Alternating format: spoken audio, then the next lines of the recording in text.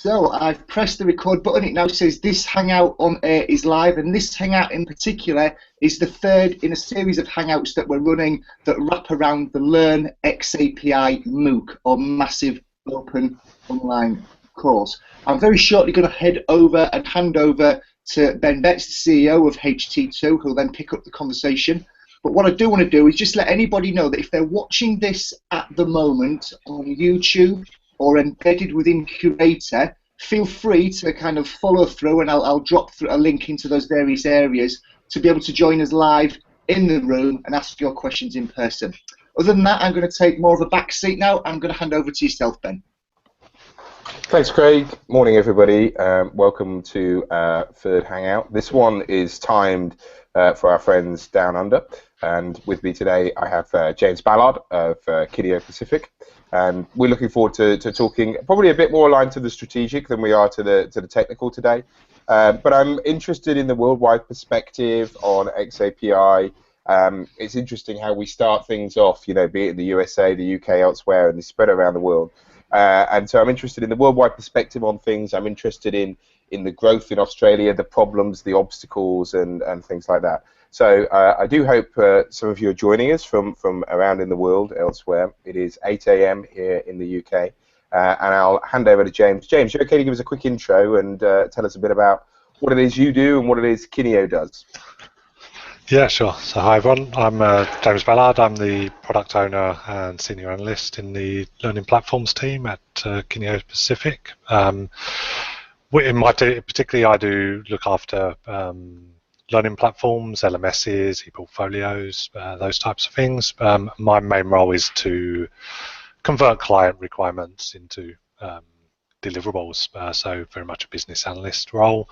I also look after the roadmap of the products and the range of tools that we offer. Kineo is a global organisation. We have offices in US, UK, Africa, and some franchises elsewhere. We're part of the City and Guilds group, so we have a broad range of accreditation models, assessments, and in Kineo we focus on the learning technologies space in particular. So we are a partner in Totara, we're a founding developer in Adapt, and we sit on the boards and work with a range of other community and open source based products.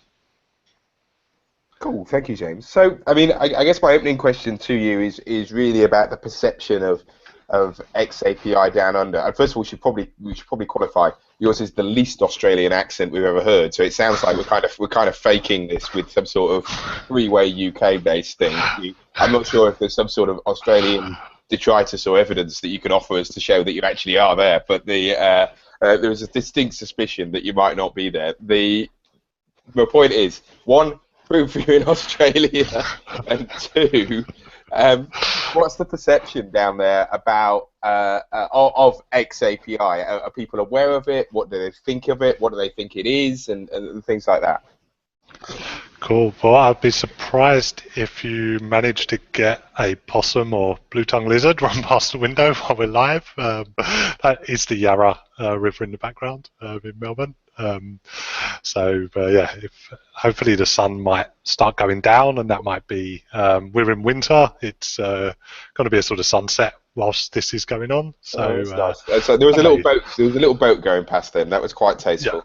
Yeah, that's it's quite a lot of canoeing and stuff going on. I moved over to Australia 2.5 years ago, so I used to be based at University of London prior to that, and spent a bit of time in Southeast Asia on my way here. Perceptions of xAPI in this part of the world. For me, where I'm doing solution design, those types of things, xAPI appears now as a requirement on nearly every proposal or RFP or tender that we're putting out, particularly for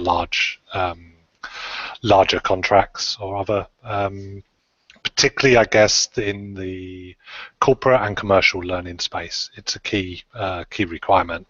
That's why it's quite important for us sort of Kineo to be working on that. When we dig underneath that and say, well, what is it you want to do with xAPI? The answers are generally still a bit vague.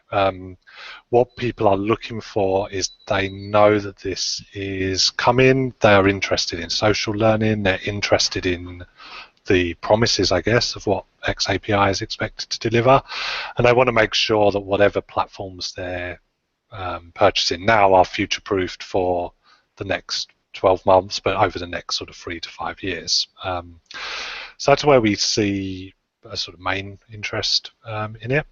It's a very strong feature at conferences. That's where that hype is building, so people can see what other people are doing. I know Ben's been over a couple of times. They tend to be quite often international or outsider speakers in a sense, that there's not a huge amount of case examples in this region at the moment. There's some good fledgling sort of practice and some up and coming events, but this also it's also a desired feature and a key sort of thing at the LearnTech in Singapore, and starting to branch out into the Asian markets where we're also operating, as well as in New Zealand and Australia, with more established types of e-learning practice. The other key driver where we get a lot of support requests from is from Storyline users who are wanting to use the mobile Storyline version. Those requests tend to lack the understanding of the LRS and all the components of what xAPI requires. So that Storyline can produce a statement is a kind of small piece of what you'd need to actually leverage that system fully. So I'd say it's the overall perception is it's a liked model. It's things people are positive about and looking forward to. But it's understood in pockets of good practice, not sort of widely understood across all spaces. But is growing. The interest is growing rapidly, and that is changing by the day. I guess there are more people that are far more familiar with it as we go. That's interesting. I mean, it echoes similar things we have here in the UK. I guess one of the things that I see quite a lot in the UK is going back to, you say pockets of best practice and understanding, is a bit of a notion that that xAPI is more of a thing that it's like some plug and playable technology, like plugging in a graphics card to your computer. Or I've got the xAPI, or I've got one of those. I've got the others. Do you see people really demonstrating much actual understanding of the components and the realities of sort of xAPI, or is it's still in that buzz phrasey, I know this is something I should be doing? I generally get the idea of some data, but the actual practice of activity providers, LRSs, the format of data analysis, and things like that, there's quite a lot here. I'd say I think things are still very much embedded in the SCORM tracking model, and so in some cases it's maybe adopted to do something that SCORM could have done, and it's not. And so a lot of the early adoption are, there's a bit where is that just replacing SCORM, and it's still constrained by some of the ideas of SCORM. So I'd say part of the learning curve and where people have got to get together and start working through is how might it affect learning design? How might we change the way we do things to make best use of the xAPI affordances, rather than how do we just replace things that we currently do with a new tool, because that's not really what it's about. There's opportunities to transform the way we do things, and there is a strong perception, and there's a lot of work going on and a lot of good practice in social learning, learning networks, things like that, which are not necessarily directly related to xAPI. But looking at how some of those communities and some of the learning design there is evolving may give a richer picture of what you can do with xAPI than looking at what the SCORM kind of tracking model is providing. Yeah, so I mean, and people won't know this unless they know you, but James is, an expert in social learning and aspiring. You started your PhD now in the field and things like that. So, thinking from your learning designer's sort of hat on, what are those affordances that what are the opportunities that you see to do things differently? Is it all around social? Is it gamification? Is it just the way in which we link learning and performance and the separation and the blend? As a learning designer, what do you think you could do differently if you had an xAPI world, maybe instead of a SCORM world, maybe as well as a SCORM world? Well, on a personal level, and in my PhD, where I'm looking at engagement and analytics, I like the data and being able to capture that from rich environments. I can see lots of potential for feedback loops and analysis, performance sort of modeling. So how do we start to triangulate different data sources? Where the LMS, you reach a point with, if I come from an LMS background, you reach a point where you don't quite capture enough. You capture a lot, and there's a lot you can do with it, but you're not capturing quite enough from that sort of data side. From the social or that sort of side, I'm interested in it as a way of kind of taking learning where the learners are, rather than bringing them into centralized systems or places that actually disrupt the learning process. So thinking particularly of the sort of informal and the social learning side, the moment you break what they're doing, you may lose flow and other sort of models of how people are engaging with those. So if you can embed the capture of statements where it's happening, it's obviously much easier with digital platforms, social media, other elements, but you may also be able to embed it in much simpler forms or capturing things in other scenarios.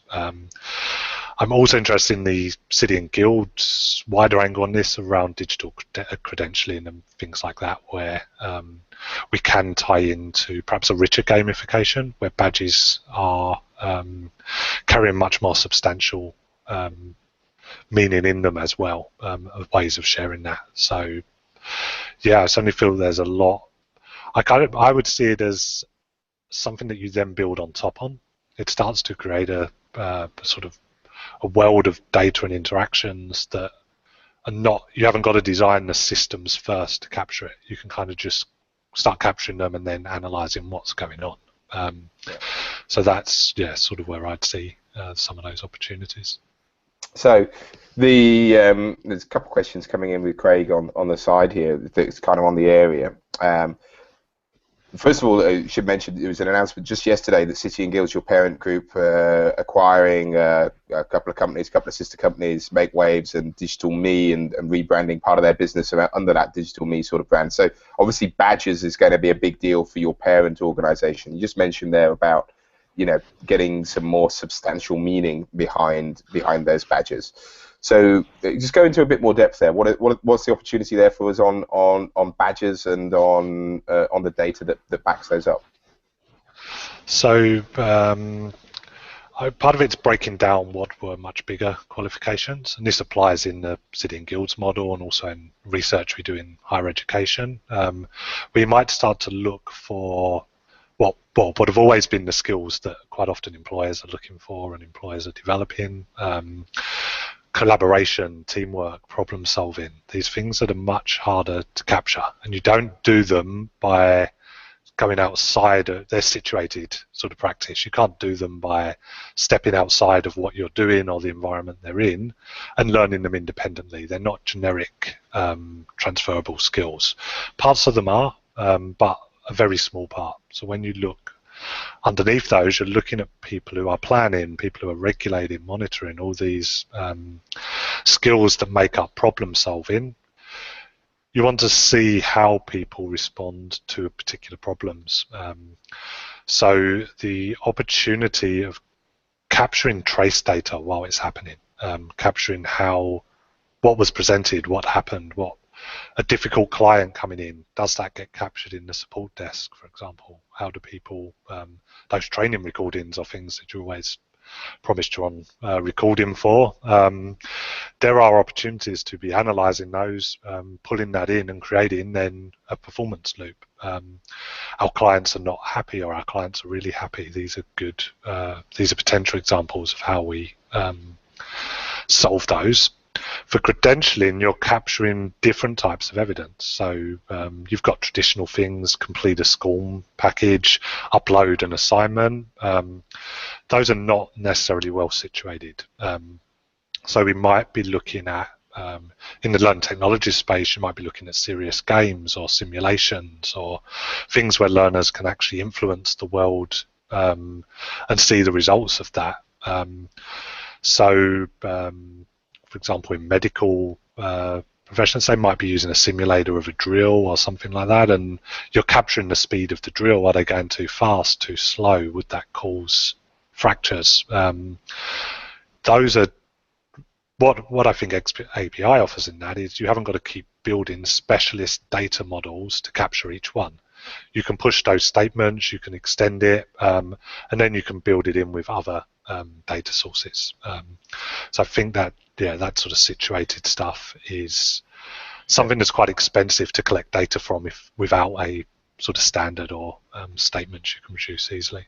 Yeah, and I think that's a really interesting point, because I saw, there's plenty of reports from the likes of McKinsey and Co. and other consultants are available, but saying that skills like problem solving far and away the shortfall and the demand in the coming years. And you're quite right. You can sit there and build a complex simulation. You can put someone through some e-learning or things like that. But fundamentally, these are situated practices. People doing these things in the real world is important, and being able to acknowledge and capture some of that is important. How that feeds through into badges is quite fascinating, and that's I wonder how far out of the time horizon it is, because it's kind of a bit of a dream state, isn't it, where we were able to give people some sort of micro credential based on their performance in the job that's transferable, that's standards based, that's evidence backed. It's kind of been the dream for quite a long time, one way or another. So in terms of time horizons and things like that, I mean, the last 12 months or so, I think things have come along. I don't know how you perceive things, but what's a realistic time horizon for us to be thinking about in terms of moving to that world of standardized, open digital credentials? I think it's yesterday on this part of the world. So city and guilds are already doing that in the UK and in New Zealand. So we were recently discussing transition between schools to further education or the workplace, where quite often learners only complete part of a traditional city and guilds qualification, but they're actually receiving badges or partial credentials that are backed by recognised awarding bodies. Also in Melbourne here, we have Deakin Prime, who are offering master's level postgraduate courses based on being able to credential stuff you've done in a workplace environment. So you can get a master's of technology, I think, or information technology there, and those are based up on interviews and evidence collected, that a whole validation process, and you can actually receive all credit or even a full master's degree, which, given the rising costs in Australia, UK, US, elsewhere, that represents a massive cost saving to what is a well-established accreditation model, and they've already got a course doing that at the moment. It's kind of rivaling the taught courses, but you only then do taught classes for the gaps you have in your experience and workplace, and that's based on a sort of a digital sort of accreditation model. But you can just do part of it, get the communication validated, accepted by Deakin Prime, and not go on and finish the masters. And that's becoming increasingly important for anyone who accredits qualifications. It's potentially disruptive, but they are also the people disrupting it are quite established sort of accreditation bodies. And stupid, but necessary point. Are they calling things like these digital credentials badges, or is the word what is the word badge? What are the connotations for the Australian and the Pacific market, especially when you're looking towards masters level things? Do people want badges? I'm going to do a quick Google search. They have They are modelled as badges. The design of them is quite similar to badges. I think there'll be more competencies. Will be how they're described, how they're represented. Is that sort of digital badge model following that framework? I think competencies is probably the competencies and skills would be how they're actually presented, and something that then is more transferable. So the badge is a representation of a set of competencies, but they're not quite the same. They're not the same as certificates necessarily if you don't go for that sort of full. Yeah. So they are that thing that's in between nothing and doing that wide sort of qualification framework. So, I mean, we have similar issues over here. I know the US does and things like that. And I guess it's people getting either hung up or stuck down in what is an incredibly minor point when the wider world is saying, look, we can give you accredited qualifications for your experience, wherever that experience may be, which is huge. It's part of this push for more personalized learning and things like that. So, you know, we're part of a much bigger puzzle, I guess, in that sort of routine. I mean, going back just briefly, I've got a question waiting for me, but I want to ask you one more before I do that. As a vendor, as opposed to a learning designer, do you see opportunity? I mean, I'm not sure whether it's for you to push this sort of thing upon people or wait for them to request. How do you deal with it as a vendor? Is it the sort of thing where you're saying you're waiting for a client to come to you and say, hey, look, xAPI is a must, and then you dig into it? Or are you in a position that says, well, actually, you've come to me with a problem, and my solution's going to involve a bit of xAPI? Or would you not even mention it at that point? Would you just get to the solution, and xAPI just happens to be the method by which you do something? It's a bit of both. There's a bit of push and pull there. We looked at xAPI 12 months ago. I think had some discussions with you at AITD. We didn't quite have the demand from clients to justify a sort of business case. Sort of 12 months ago, we mentioned how a lot of has changed in between them. We now see it as a tool that there is a clear space for. What we see our role, or certainly what I do with sort of looking at roadmaps and things, is can we build up some use cases? So the biggest challenge to go from a client asking us, can you do xAPI or can you track social learning? We actually get both. We get problems that it's a potential solution to, and we also get people who specifically want xAPI for good or bad reasons, essentially. What we're looking at building up now is sets of use cases, some pilot projects, some demonstrations of how it could work within an organization. Because the next step is to go from, as a vendor, we need people to be able to go from, that's interesting, to, this offers a return on investment. We'd like to buy services around that. We want to look at changing our learning design. So the part of that becomes we've got to progress the technologies a little. So Kineo's main product line is in Adapt as an e-learning content authoring tool, Totara as an LMS. We've got to make sure that those systems are offering use cases that align with those problems. So we've got to progress the technology a little, so that so we can build those use cases. But we've also got to progress the market. So you respond to the market, but you also can feed into that market at the same time to say, well, look, it doesn't. If your problem is still largely SCORM driven, you probably don't need to invest in xAPI necessarily. But if your problem's in this type of space, this is what you're addressing, then this is an alternative way of doing that. And we have a couple of those discussions on the go at the moment with clients. They might not be quite where xAPI is yet, but they're one step away from outgrowing where the LMS is.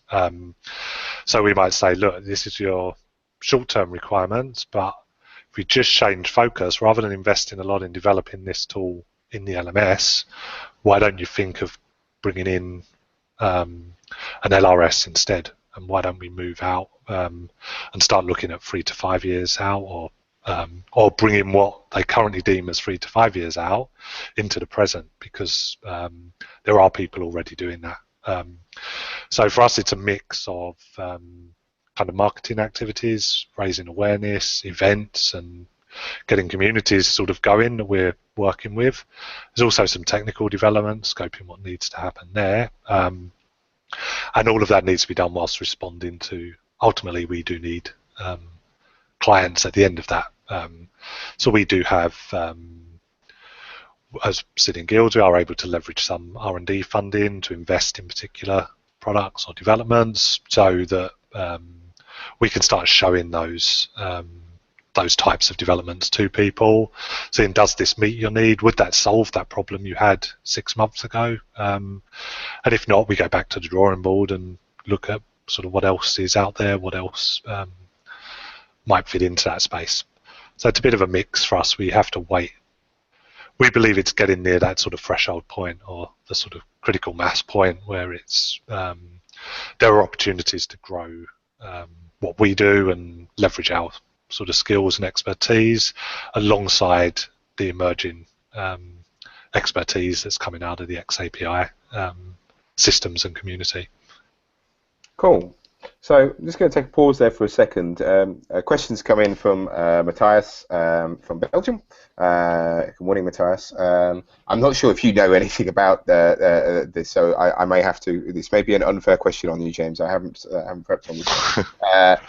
Matthias has asked. He's been hearing about the whole CMI5 thing, and I was wondering what effect this will have on xAPI. I'm not sure if CMI5 has made it to Australia yet, James, or not. You come across that at all? I came across in a conversation I had with you, Ben, where you mentioned it as something to keep my eye on for the learning analytics stuff I was doing. I see a few news items on it, but I probably haven't got into it enough to answer its relationship to xAPI.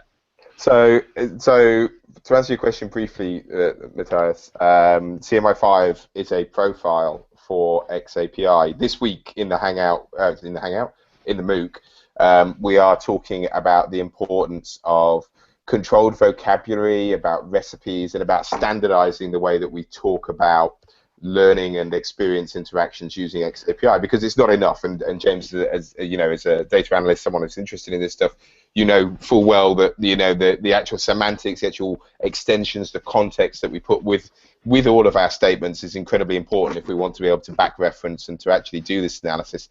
So CMI5, we'd call it a profile, which is one of the highest levels of abstractions of a set of rules for xAPI. So it's just a way to use xAPI whilst conforming to some more stringent rules or a more stringent profile about it. And specifically, one would use CMI5 in conjunction with e-learning content, as opposed to using SCORM or AICC. So it really is where some folks are sort of seeing that SCORM to xAPI sort of comparison. Maybe you go with SCORM still if this is the need. CMI5 is kind of saying, well, look, even if you have identified a need that is purely SCORM, this is a way in which you can achieve it with xAPI. Now, it's quite new. It's been in the works for a few years, though, and it's been well thought out, well documented. There's a few really good experienced people behind it, but it is very much of the e-learning world, in my opinion. It is about assignable units that can be launched and then tracked and reported on in a standardized way through an LMS and LRS combination.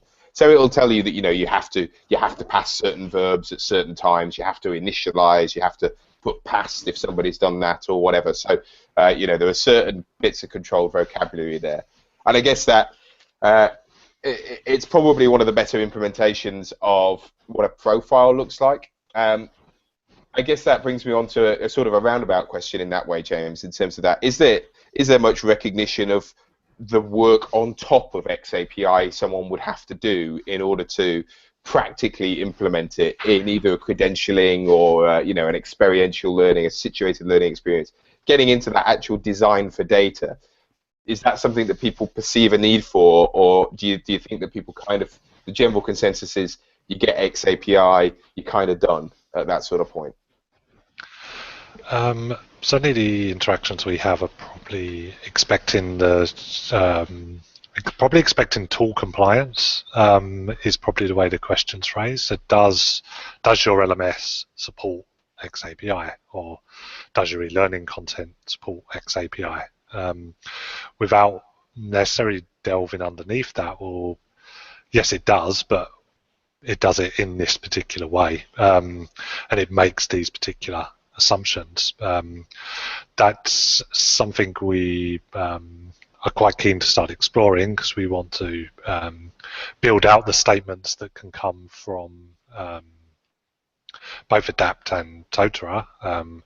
So that's actually quite the CMI may be interesting. One of the cases we have with badges and say SCORM and Totara, we build a lot of gamification and profiling into learning activities, into the learning content, building a profile about yourself, collecting badges as you go through the learning content.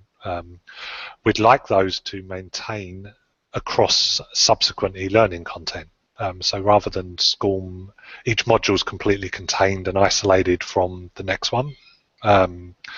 So we're looking at those types of data flows. How might we pass information between content, LMS, LRS, and then keep up that actually you've already done something somewhere else? Can we start to personalize the learning content? And does that then have continuity with the LMS or in the LRS or whatever other tool, the portal or somewhere else where we're the mobile app, these types of things. So we're probably engaging at that sort of data flow, not so much the statements, and that's probably where Kineo would see itself playing a role rather than perhaps our clients. So we would have instructional designers, we would have learning architects, learning designers, people who are looking at, well, this is what you want to say, or this is what you want to capture. How do you map that into the learning content? And hopefully by being able to develop those and put information out around it, we can sort of help and contribute those types of ideas back within the community. We probably expect that is also a role our clients would expect us to do as well. So how things track and how things report is quite often what we're providing as a service. So it will be incredibly important to us, and it's a new skill to a lot of our team. We do have a number of people who've worked on other interoperability standards and doing that abstracted modeling and bits like that. But we'll be learning how to apply that to xAPI. I don't think it's something that it's quite daunting, I think, to suddenly present that to people who are used to more off the shelf. It does this, that's it, it reports pass-failed sort of content. When you want to record other types, and in particular things like having more than one way to achieve the same thing. So someone might be in a very social space and achieve it, but someone might do it very formally through some training that's external to the organization. And saying that those two things are equivalent in a accreditation model, those are quite challenging and daunting prospects. You're moving away from you're moving into recipes and quite varied combinations. You're not moving to a static, this user did, everyone did X, Y, Z, that's what this certificate means. Those, I think, are some of the exciting or daunting sort of things we've got coming up, depending on where you engage with that type of level. It's only something in the wider City and Guilds group where what something means is quite widely discussed and quite well established. There's routes of how to do that. I don't necessarily know that's embedded in all of our sort of client stuff, our communications. Yeah, it's a difficult one, isn't it? Because on some hands, I guess this is potentially why we struggle a little bit on occasions. You mentioned that, 12 months ago and even today, there's still a bit of a lack of use cases or published stuff around some of this. But as you dig a little bit further beyond the precipice, then you uncover these layers that you need to move through in terms of, well, okay, we said we'd do xAPI, but what does that actually mean? How do we conform? In what way do we use xAPI? You know, there's no established standard that any authoring tool puts out. You know, it's recipes or something like that at the same time. So there's so many layers to it, and that's before you actually get towards analytics. And actually, you know, one of you mentioned earlier, James. You know, one of your real interests in learning analytics, going through this. One of the problems I have is that when you actually get down to it, learning analytics is, you know, a bit of a byword for statistical analysis. And if you've ever done any, you know, proper stats, getting into research, scientific papers sort of side of things, most of the time, 99% of the time, you seem to find that there's no relationship between anything, or that there's nothing going on. You find a lot of ways in which these things probably have no causal relationship or even a correlation or whatever between them, or things like that. So I think that's one of the struggles I have with the learning analytics side of it, is this vision that we're going to turn it all on and then we'll just see the relationships, and it turns out the world maps neatly. And you're kind of like, well, hang on, as scientists, as researchers, we know that's not true. We know that overwhelmingly you will find nothing. And so I don't know, as a researcher as well, I guess that's an interesting thing. Is that, how do you sell that to a client? We're gonna do some analysis, and what we're gonna find is probably nothing. But but spend a bunch of money with us. See how that goes. I don't know. How do you deal with that? I mean, I've got two different competing competing approaches to that. So with my sort of Kineo hat on, and what we're looking at, where we might triangulate particular data patterns, is starting to be more engaged, and there's certainly a drive for this, to be more engaged with the return on investment for e-learning content. So if we're identifying, as we quite often say we're looking for behavior changes, we're looking for things to happen that are linked to sort of key performance indicators within the business. Can we pick that smaller set and identify, well, what about this would link to that, which is something our instructional designers are doing throughout that sort of content design process. Can we now use this as a way to triangulate bits of data from those systems? Now, you're right, that you may not find any significance in those, and you've got to get through a lot of noise. But you've got to start it on very specific things that you're going to try and report on, or do you have an hypothesis you're going to say this did or didn't work? So we're trying to keep that very focused on what we think we can or can't do, because saying we can do analytics is actually not saying anything, because you can just keep crunching numbers and numbers, which is my other hat. I think it's a really interesting point. Sorry to interrupt you, James. I think that's a really nice way to phrase it. Though, if you come up with the right question to begin with, whether you get a positive or a negative answer is probably valuable at that point. If you've made a hypothesis that says, look, we believe that doing X will lead to better Y, or something like that, and you can tie that down to be reasonably tight within a field of reference, that you can get any answer at all out of that would probably be valuable. Whether it's in the right way or not, in terms of your e-learning investment, is potentially more questionable. But I don't know. I think that's quite a nice way to phrase it in terms of thinking about the hypothesis or the null hypothesis or whatever you want to call it, and go out there and say, well, what can we prove? What can we disprove from this point of view? And taking that lean, the sort of lean approach to that, creating shorter feedback loops, not potentially running it for months or investing all your money up front and not getting those feedback loops till all the money's gone anyway, when return on investment information is not necessarily that useful, other than you may or may not have sort of spent or wasted or utilized the money well. So there are sort of models in the sort of lean agile workflows where you're measuring regularly, you're feeding that back in, and influencing design. And one of the challenges is getting that back to the right people in a time where they can do something about it. So that's also a key challenge to it. Can you identify something useful? And if you can you tell someone in a time frame that they can do sort of something about it? What we've had historically, I guess, or where we're starting from now, we largely just have completion report. We can say XYZ completed this training. So we have a lot of well-established compliance sort of stuff. We can produce those sorts of reports already, but those don't necessarily lead to change. They lead to ticking off you've done certain things. We can start tying in predictive engines. You've done this course, why not do this course? So those types of things we can plug in as well, recommendations, those types of engines.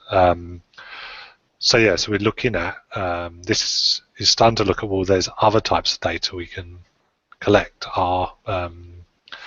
We'll know, so whilst you have things like organisational cultures and things like that, which you imagine are difficult to change, underneath that you quite often have a lot of things that are in flux. There's things changing all the time, and those happen within teams and sort of smaller units and those types of areas. Can you identify people who are the good networkers, who bridges across teams? Can you identify different roles people might take naturally in those organisations? And those are types of things that you can potentially look for and measure. And if you're looking to change that, so you know there's a particular bottleneck or something that you're developing, learning to try and change, increase sales or increase conversions, those types of things, those are where we'd look to create those sort of simple, sort of nullable hypothesis and say,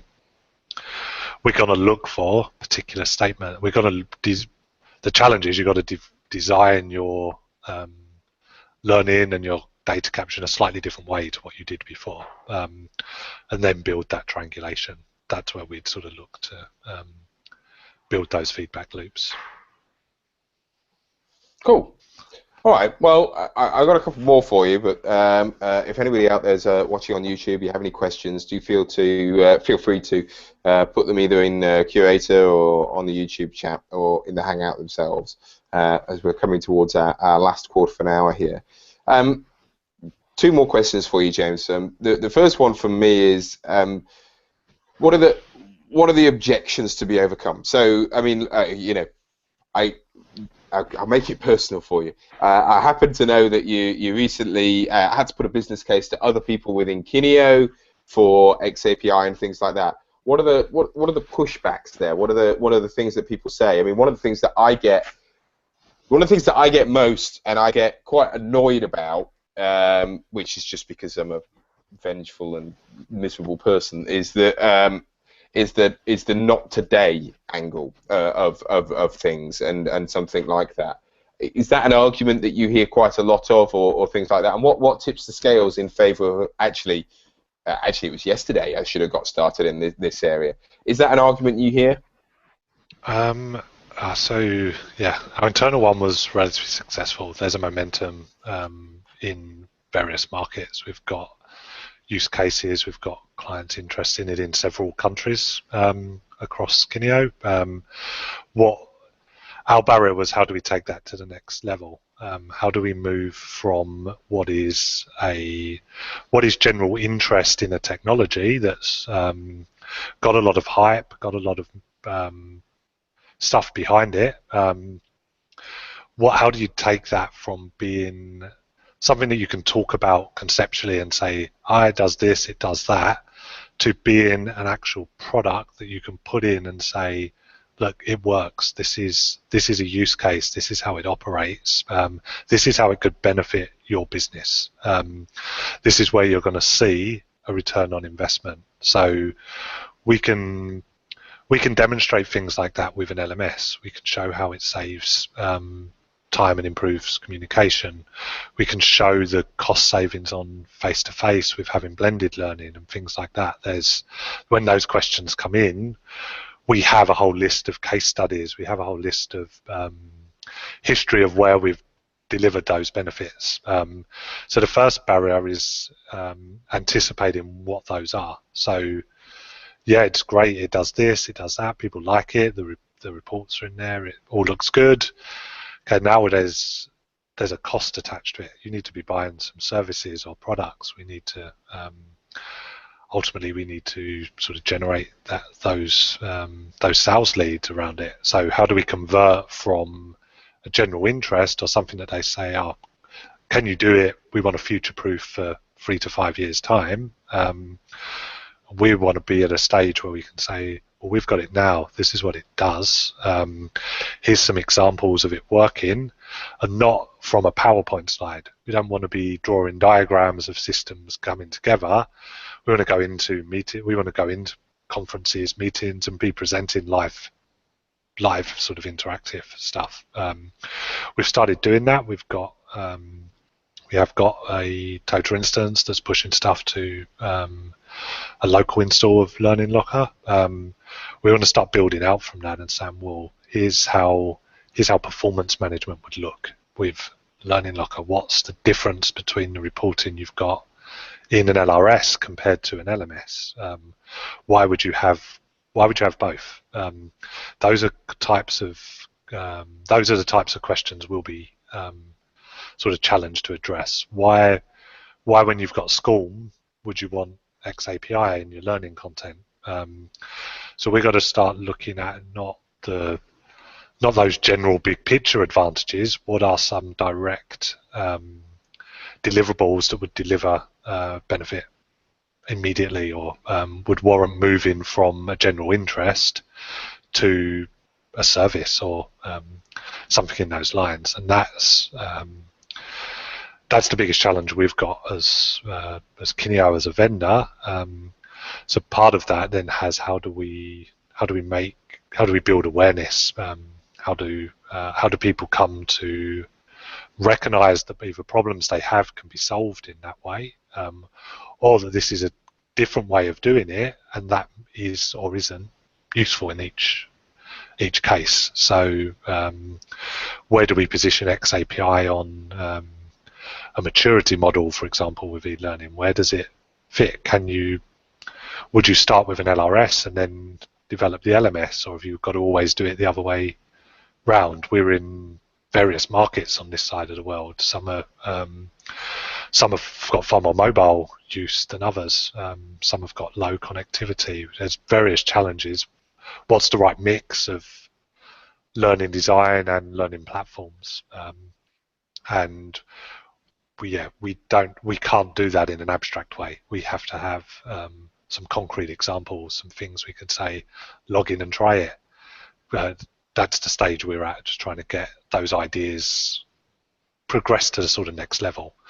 And we see that as that's a now thing, not a the service. It may be that the services and stuff are still 1 or 2 years away for a lot of people, maybe longer. But for Kineo, the challenge is bringing it about now. The tools are there, the technology's there. It's jumping in and building up those use cases.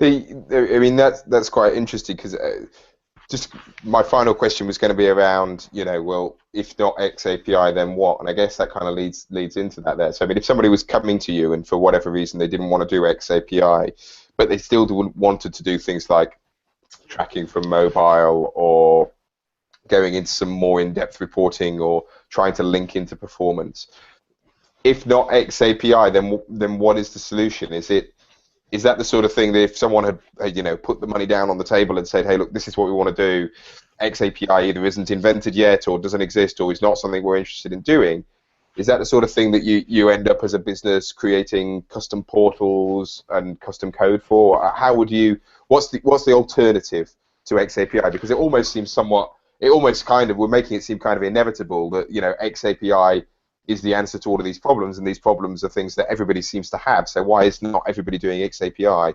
There must be another way. Yeah, good question. So there's bits of just using what you've already got. So there's still a lot of people developing, potentially asking us to develop more and more inside the LMS, more and more reporting, more and more can I capture this? Can I capture that. So you're building a bigger and bigger LMS environment. I believe there are some natural limitations of that model, in particular around how courses are typically structured. So LMSs quite often rely on the structure being pre-designed, even if the content isn't necessarily. You can have more constructivist course design in an LMS, but somehow someone else is creating those learning opportunities for you, and you can participate with various sort of degrees of passive through to quite interactive stuff.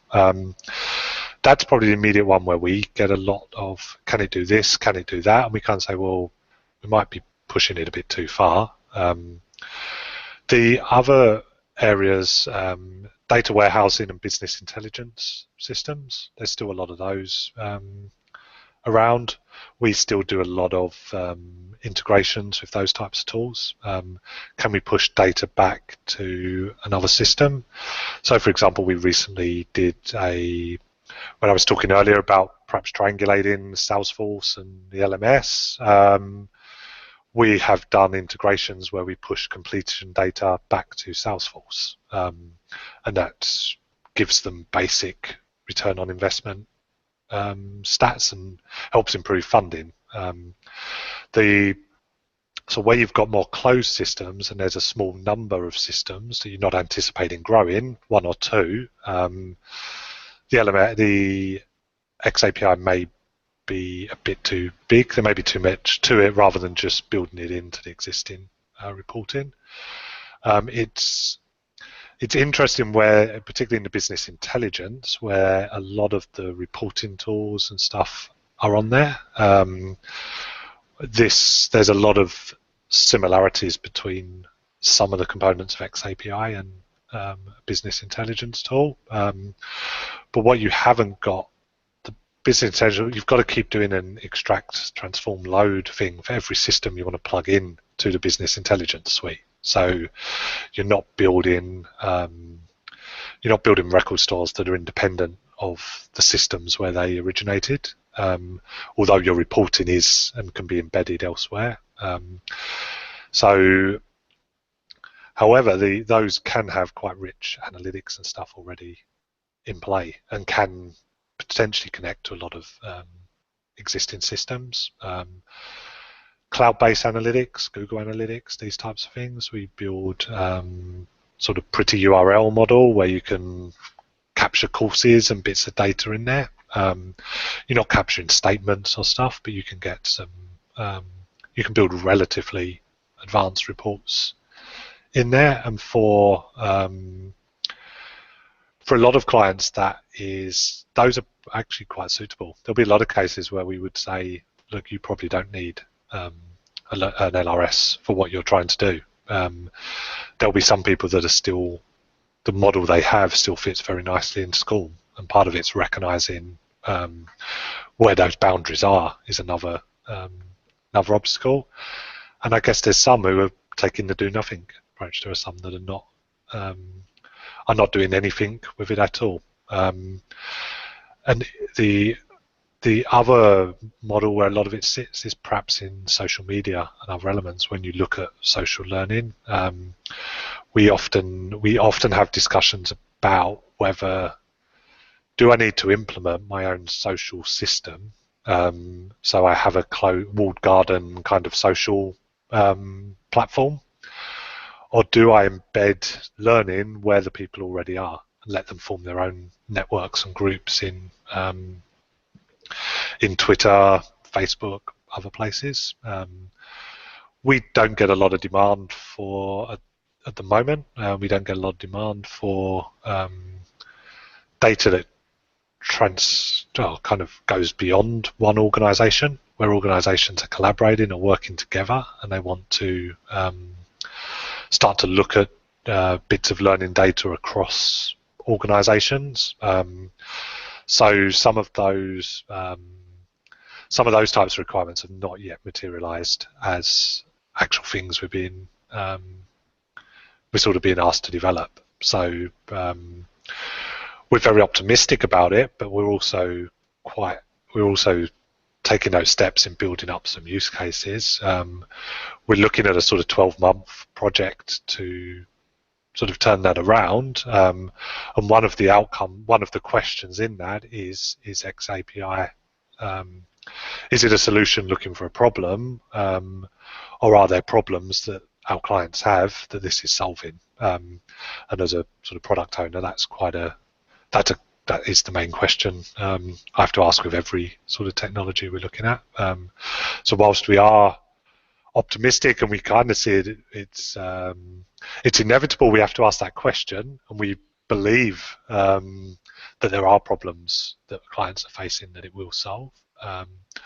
We do get asked various bits of people who might be considering a sort of post-LMS world and things like that come around every couple of years, that LMSs are going and they maintain and morph into different things all the time. Yeah, that's a question we have very much at the forefront, and it's one, I guess, for us and for me and Kineo, it's quite an important one for us to answer. What is this something that is inevitable? Is this something that in the future everyone would just say, I've got an LRS, and everyone talks about it as if it's the norm, somewhat like SCORM and LMSs are now, or is it something that comes and goes? And we're sort of probably preaching to the converted a little in this sort of scenario, but yeah, we believe it is something out there. But yeah, there are competing stuff out there. It was interesting you mentioned, that key question is, is xAPI a solution in search for a problem? That was our question on the end of week 1 gate. I actually asked that question to the participants of this MOOC and instructed them to answer with a yes or a no. And overwhelmingly, they not only did they answer my question with a yes or no, which is unlike people, they don't usually listen to me, but overwhelmingly, I think we'll do well. We'll need to do some analysis, but I think about 80% of people responded with a no. xAPI is not a solution in search for a problem, but there was a number of people that said yes or maybe or somewhere like that. So, I do think we're in that space a little bit, and that does seem to be one of the key questions that we face here is tying back to that proof that there is something tangible, there is something concrete here, there is something more than a theory, there are systems that work together, there are interactive examples of how we do things, and I think that's something that we're looking to push out a lot more of and really demonstrate that value over the coming weeks and months. So we're coming to the top of the hour now, and it has actually got darker where James is, so there is some social proof here that you may be on the other side of the world to where it's getting lighter over here. It does appear to be getting darker over there. Either that or Kineo Pacific's got some very cool technology in its London office that's darkening windows. But that would be a big stretch. So we've answered the questions that have come in. So thank you, Matthias, for chipping in, and Craig also. James, thank you ever so much for joining us this afternoon, this evening, this morning, whatever time it may be where we are. It's been really interesting to hear about your perspective, both as a learning designer and as a vendor of learning. Next week we'll be talking about data interoperability and future-proofing stuff and the future of xAPI, which is areas we started to talk about and get into this week. Next week we'll have Aaron Silvers in the chair, and we'll be discussing that as we move through into the final week of the MOOC. Just for me to hand back over to Craig and to thank James one more time.